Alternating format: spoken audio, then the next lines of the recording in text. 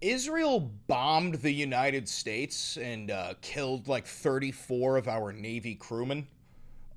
Granted, this was in 1967, but I figured that now would be a great time to rehash this problem and bring back to light that Israel is the only nation that has ever bombed the fuck out of us and killed our soldiers, and we just went, that's okay, we forgive you. And we're going to take a deep dive into this. Welcome to Rabbit Hole. It's been a while. I took like 2 or 3 weeks off, but we're going to dive into the rabbit hole. Chris swearing in the first 60, I don't give a fuck anymore. We're going to dive into the rabbit hole of the USS Liberty, which was an American ship that was attacked by the Israelis on June 8th of 1967. And then after the ship was, fucked and sinking, and everybody hopped on life rafts to try and escape, while the Israelis, with their planes, then did strafing runs, mowing down everybody that they could. And it begs the question, why? Why? This all happened during the Six-Day War, which was a war between Israel and its Arab neighbors, Egypt, Jordan, who the fuck else? Syria, right? And as we all know, Israel is the 51st state of the United States of America. They are entirely funded by us. One thing that I just want to remind you of is Israel has free college and free healthcare for everybody.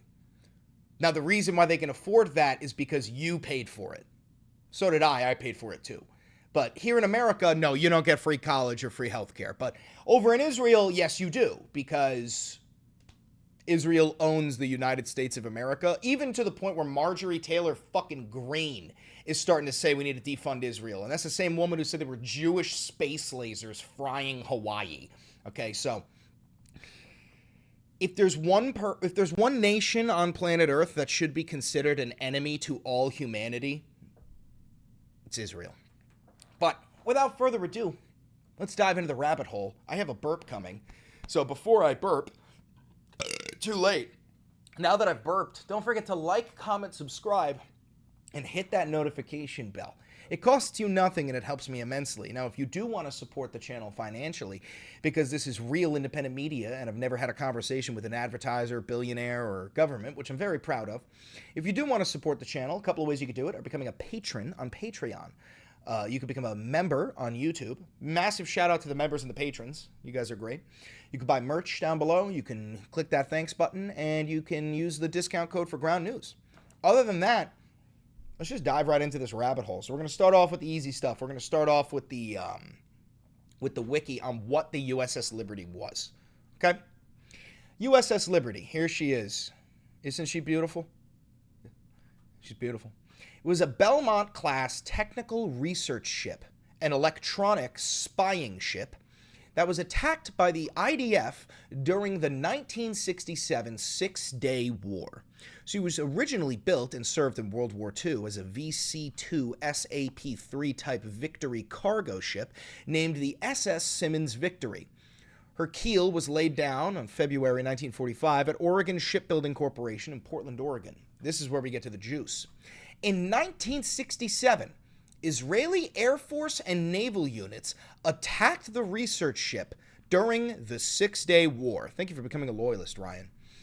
Israel later apologized for the attack, stating that it had mistaken Liberty for an Egyptian ship, although the reason for the attack has been disputed. So, this ship here, it had a whole bunch of American sailors on it. And they were sailing around Israeli waters, all while the Israelis were in this Six-Day War against their Arab neighbors, because if there's one thing that Israel can't stand, it's brown people. And when this American ship, with a U.S. flag on it, with a functioning radio, allies of Israel, when this ship showed up in the water, Israel accurately identified it as an American ship, confirmed that it was an American ship, and was then given authorization to bomb it. And they did. And they killed 34 Americans and attempted to kill the survivors. Okay? So let's go over the actual wiki article about, or sorry, the wiki coverage of the Six-Day War itself so you can understand a little bit of the context.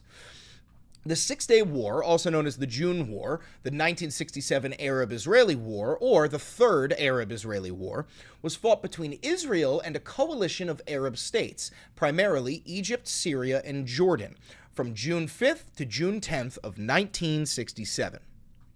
Military hostilities broke out amid poor relations between Israel and its Arab neighbors. Now, when they say poor relations, they just mean repeated acts of genocide committed by the Nazi state of Israel, which had been observing the 1949 armistice agreement signed at the end of the First Arab-Israeli War.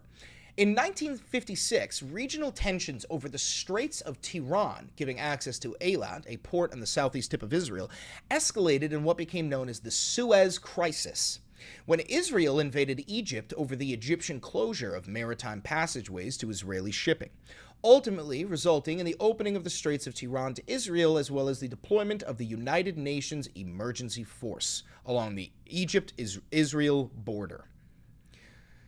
Tensions became dangerously heightened. Israel reiterated its post-1956 position that another Egyptian closure of the Straits of Tiran to Israeli shipping would define a casus belli. Now, what does this mean? Casus belli is an act or event that either provokes or is used to justify a war. Casus belli involves direct offenses or threats against the nation declaring the war. So, all right, essentially what we're seeing here is even in 1967, the whole idea of Greater Israel, which we covered previously, already existed. It existed from the moment of Israel's inception in 1948. And that idea was for Israel to expand and conquer all of its Arab neighbors, committing a genocide on all of the Arabs or Muslims in the area. This American ship showed up during the Six-Day War. It was an electronic spying ship. And the Israelis only have two possible explanations. Well, there's three. The first explanation that the Israelis give us is that it was an accident. Now that goes out the window immediately. That's bullshit. They claim that they thought we were an Egyptian ship. That is a lie. Facts don't care about your feelings. So there are only two possible outcomes. One, the Israelis did not want the Americans to be spying on their war crimes. The Israelis they were worried that America would see them committing heinous acts of murder and genocide and that we would broadcast it to the world, so they tried destroying our ship. That one's plausible. But the second one is what I truly believe, which is that this was an attempted false flag event and it failed. Now, what do I mean by that? I mean that the Israelis saw this American ship and took it as an opportunity where they said, if we can sink this ship and kill everybody on board, zero survivors, then we can spin this and say the Egyptians took it out, the Syrians took it out, the Jordanians took it out. Then we can drag America into the Six-Day War and we can fully conquer the Arab world. Now, why do I think this? Well, the United States has participated in many false flag events. You know, whether they happened or didn't, they were still false flags. For example, Pearl Harbor. Did Pearl Harbor happen? Yes. Did we allow it to happen and provoke Japan into attacking us at Pearl Harbor and then strategically and coincidentally move our largest aircraft carriers out of the harbor before we were bombed? Yeah. It was a provocation. It was a way to get the American people geared up and ready for war. Did the Gulf of Tonkin happen? The Vietnam War, right? Where American ships were apparently torpedoed by Vietnamese boats and Americans were killed. Well, no, that literally did not happen, right? But it didn't stop people from, like my father, falling for it and growing resentment to the Vietnamese and then volunteering and being shipped off to a jungle. Same thing with 9/11. Did it happen? Yes. Did we allow it to happen in order to pull us into a war with Iraq and Afghanistan? Also, yes. This is, I believe, a failed attempt at something like that. That the Israelis, the reason why they tried to gun down the survivors was to prevent videos like this from existing, which is an interview with an actual survivor from the attack. It's a very long video. We're not going to watch the entire thing, but we're going to watch some of it because it's important to hear the firsthand account from actual survivors of an Israeli attack on U.S. soldiers. Keep up our skills. And I loved it. I mean, I loved doing what I did. Firefighting and things like that, damage control. I was in engineering, and I enjoyed that too. And at 2 o'clock, the attack began. I just left the forward gun mount where two men came up. The gunner's mate was there, manning the gun. We had 450 caliber machine guns. And David Skolak, because the sound power phones weren't working. Now, this is before the attack. He came up there. I said, hey, Skolak, go ahead and see if you can get this fixed. The old man wants it fixed. I stayed up a few minutes, and the old man was up on the bridge. And I said, hey, man, I got to go, because the old man did not like anybody standing around. You better be working or sunbathing, but not anything else. So I walked down the starboard ladder. I get to my workstation, was about 30 seconds away, and boom, the attack started. Just before that, they said, prepare to test the motor whaleboat. They do that every day. Make sure it works. And they did that, and I thought the whaleboat boat blew up for some reason. I started to go out the hatch. I was right next to that. And this chief grabbed me by the back of the neck. He said, man, we're under attack. So I immediately hightail it to my repair station, repair 2 forward. There's got to be nothing scarier than being an American under attack from Israel, because you will not get authorization to fire back. An Israeli can put a gun in your fucking mouth, and the American politicians will not give you authorizations to fire back. Why? Well, because Israel owns the United States of America through blackmail, through Jeffrey Epstein. Why the fuck do you think Trump refuses to stop funding Israel? It's because if he does, Mossad drops videos of him fucking kids. I mean, it doesn't take a fucking genius to put together the dots. To take over my duties. Chief Thompson, he's passed now. He was the on-scene leader. I was assistant on-scene leader, and immediately I became the leader of those men that were left to put out fires, pull men off the deck, and try to save lives. The 2 men I just left were made into mist with direct hits on that gun mount. Don't worry, we forgive you, Israel. It was just a mistake. Hey, MAGA watching this, you know, don't touch our boats. I mean, we fucking nuked Japan, you know, and you dumb fucks think that we did it because they touched our boats when it had everything to do with showing the Soviets what sort of weapons we had. But what about this? Are you suddenly complacent and on your knees lapping up the piss puddle from Israel like the good servile dog man you are? Are you okay with Israel turning our boys into pink mist? Is that okay with you? Because it's sure as shit not okay with me.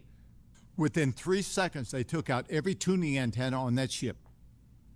Within 3 seconds, our 450 caliber machine guns, port, starboard, forward, and on the 03 level. They were gone. Every antenna was gone. And we're under constant attack. Now remember this, those planes were unmarked jets. They were Mystere and Mirage jets, not just 2 jets. There were at least 30 sorties within 25 minutes. Terry Haldebardier was a radioman, and he took that one antenna offline, or we'd have never got a message out. He ran a long wire through to that antenna. He took offline, got it back online, and this was about 10 minutes after the attack started, and the attack lasted by the airplanes for 25 minutes, over and over again. Right throughout 25 minutes is an insanely long time to be under attack from fucking jets in the sky. 25 minutes? That must have been a nightmare. That must have been 25 minutes in hell. They dropped napalm on us. They dropped fucking napalm on them? Brother, the fact that we didn't bomb Tel Aviv the next day, the fact that we didn't fucking bomb Jerusalem should be enough to make you pissed off, bro.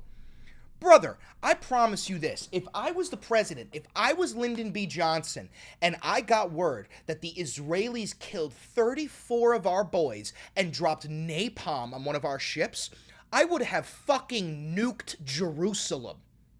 I'm not even being facetious. I would have nuked Jerusalem over that shit. They did everything they could to kill us. Little did we know that was just to soften us up. Just to soften us up. We thought the attack was over. But Terry had gotten a message out, Rockstar, under attack by unknown jet aircraft. Rockstar, need help. This went out to as far as way as Vietnam. The 6th Fleet picked it up. They sent rescue aircraft from the USS Saratoga. Captain Tully, a good friend of mine, he's passed too. World War II veteran, fighter pilot. He's gone now, but his memory isn't. He lost his command because he sent help to us. McNamara called him back. And to his surprise, the American... McNamara called him back. So the U.S. Air Force, on their way to come help, and the fucking Secretary of Defense calls him up and goes, "Don't you fucking dare." And you don't think this was a collaborative event? Clearly the CIA and Mossad were working together on this. How do we drag the Americans into this fight? Gulf of Tonkin 2, Electric Boogaloo. Bomb us and blame the Egyptians. Because if there is one thing that American politicians really don't give a fuck about, it's dead U.S. soldiers. And I mean that. There are a lot of things that the U.S. government doesn't give a fuck about. But the top of the line thing that they couldn't give less of a fuck about is dead U.S. soldiers. We don't give a shit about dead U.S. soldiers because we've always got 10 more to replace them. Did not launch. They did not launch. About maybe 2 or 3 minutes after that, they launched aircraft from the America again, from the Saratoga again, and the America.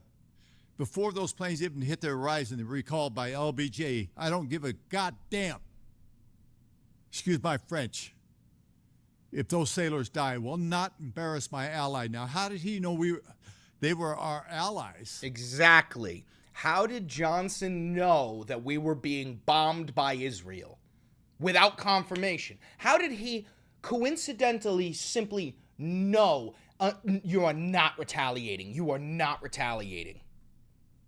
We didn't know who was attacking us, but he sure did. Yep. They set us up to be slaughtered. And the slaughter just started. We saw 3 mortar torpedo boats coming up towards us. Now, I'll remind you, we had Stars of David all inside that ship because we wanted the Israelis to win. They were our allies. We wanted them to win. Little did I know then, when we saw the flag, that's the only time we knew it was the Israelis. I thought they were there to help us. No, they weren't. They were there to sink us. Now, they fired 5 torpedoes at us. I know where 2 went because I saw them. 2 went aft. Somebody in chat, Brent just said, OMFG, Johnson was a CIA plant. Wait till you find out who the president before Johnson was. The other 2 went, I have no clue. I don't have a clue where they went. Spoiler alert, it was JFK. But I know where 1 hit. On the starboard side in the research bases where the spies were. Now, these guys were the best, the cream of the crop spies in the world. The very best. And they never talked to us, and we didn't talk to them. It was 2 different crews aboard that ship, the spies and ship's company, which I was ship's company. They never talked to us. But those poor men were blown to bits. They were blown to bits when that torpedo hit. It picked the ship completely up out of the water.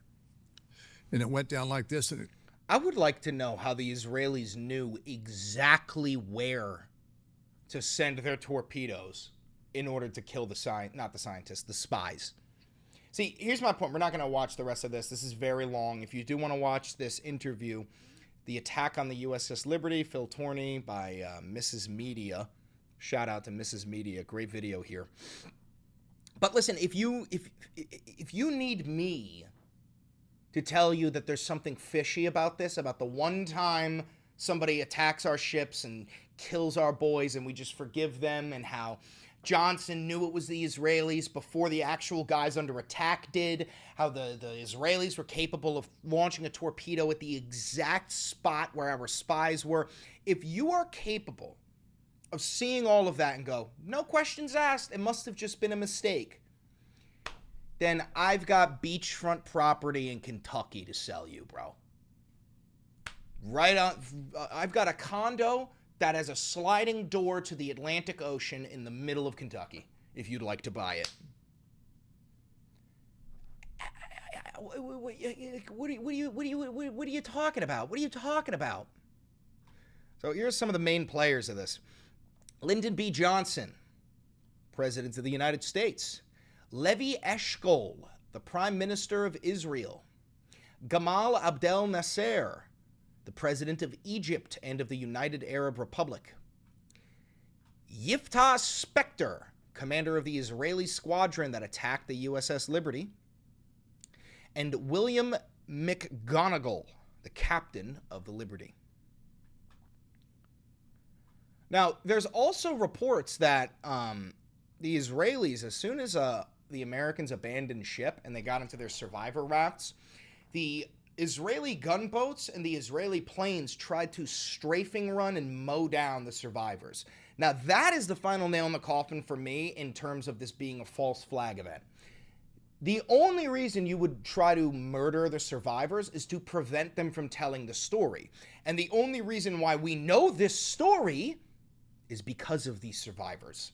If the survivors weren't alive, we would not know that Israel ever bombed an American ship.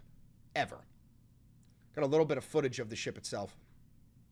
USS America, and 2 ships were dispatched. 3 life rafts were deployed so men could get off the burning ship, but the torpedo boats focused their fire, destroying 2 of the life rafts and sweeping the decks to kill as many men as they could to prevent an evacuation. That act alone is a violation of the Geneva Convention. Oh, the Israelis violated international law? That's so strange. Not to mention attacking a ship from a non-belligerent nation in international waters. Another strange development was when, after the 2-hour attack, the ship and crew headed to Malta, the 6th Fleet Commander, Rear Admiral Isaac Kidd, ordered the survivors to remove the ship's name from their uniforms. In fact, Admiral Kidd even ordered them to go ashore in civilian clothes, which the men were not supposed to have anyway. They were also told to grant no interviews and do not discuss the situation, even among each other. Otherwise, they would face court-martial and prison, or, even worse, for violating national security. Both Israelis and Americans involved had their opinions on what happened and why.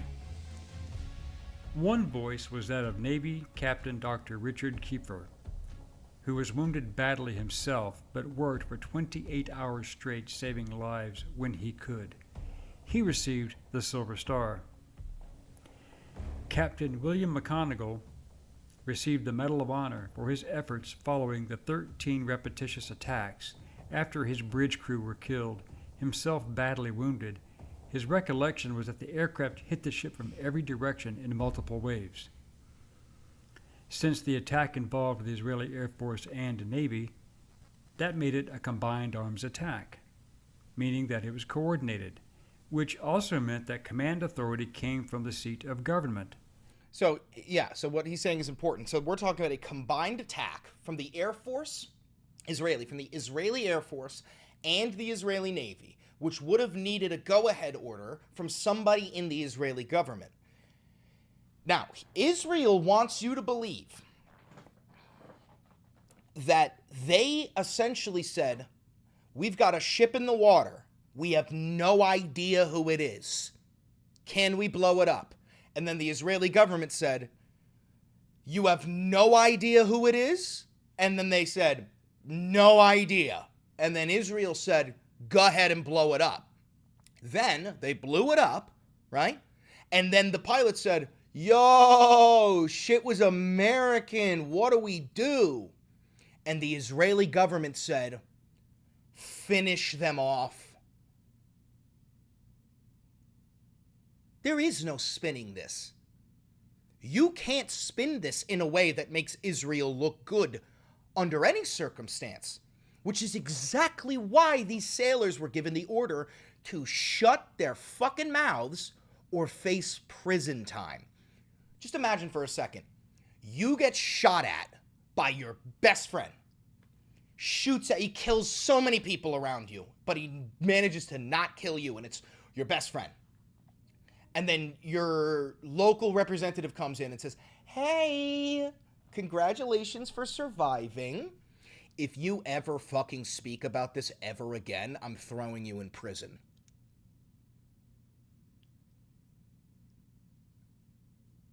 Huh? What the fuck are we talking about, dog? What the fuck are we talking about?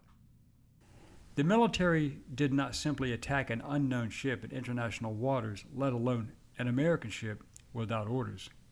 All the crew believed that the ship was clearly identified as American, as there were reconnaissance aircraft that passed by close enough for the crew to look into the cockpits.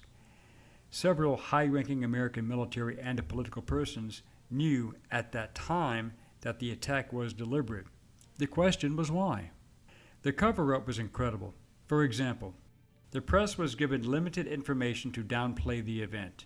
The men were sworn to secrecy, and the Judge Advocate General of the Navy, Admiral Merlin Starling, was given only 24 hours to review the 600-page Court of Inquiry investigation report.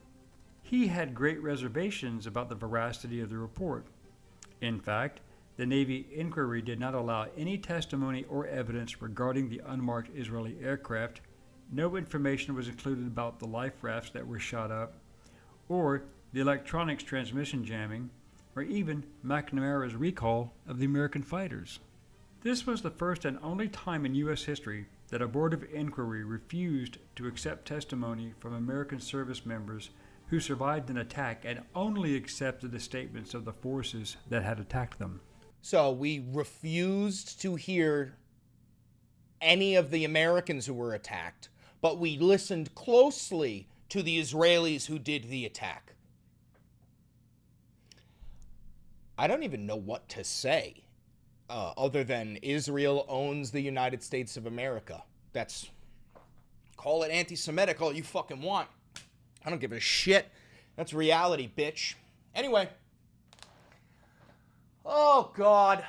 Like, I don't understand when or what needs to happen in order for America to finally accept the fact that Israel is not only an enemy of the United States, but they are the enemy of freedom across the world.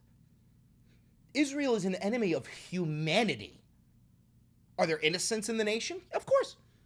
Are there children in that nation who did nothing wrong? Of course. Women and old men, and yeah, there's plenty of innocent people. But the nation, the government of Israel, is unironically an enemy to all free people. That's all I got for you today. I hope you enjoyed the deep dive into the history of the USS Liberty, why Israel attacked us, but more importantly, why we forgave them. If you're watching this live, please don't leave. We're going to keep the stream going. If you're watching this pre-recorded on YouTube, don't forget to like, comment, subscribe, and hit that notification bell. It costs you nothing, and it helps me immensely. Thank you very much for 75,000 subs. We're inching closer and closer to 100K. And if you want to support this channel financially, please do. Become a patron on Patreon, become a member on YouTube, click that thanks button, buy some merch, and use that discount code for Ground News in the description below. One last favor. Click that video right there. It's a banger. And I know bangers.